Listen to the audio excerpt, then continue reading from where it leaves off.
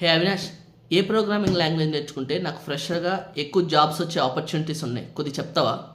So ఫ్రెషర్గా job తెచ్చుకోవాలంటే కొన్ని major programming languages ఉన్నాయి.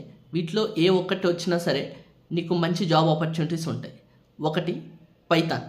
So నువ్వు కానీ పైథాన్ కానీ నేర్చుకున్నావంటే డెఫినెట్గా నీకు హై పాసిబిలిటీ ఉంది to get the job. Second వచ్చేసి జావా.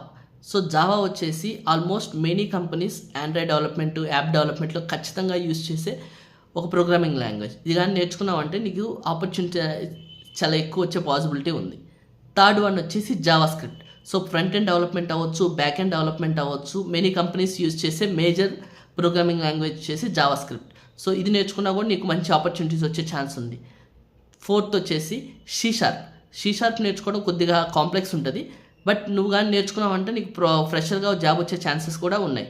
సో లాస్ట్ వచ్చేసి రీసెంట్గా కొద్దిగా బాగా ఎక్కువ ఆపర్చునిటీ వస్తుంది గోలాంగ్ కానీ నేర్చుకున్నావంటే ఇది కూడా నీకు మంచి జాబ్ ఓపెనింగ్స్కి వచ్చే ఛాన్స్ ఉంది.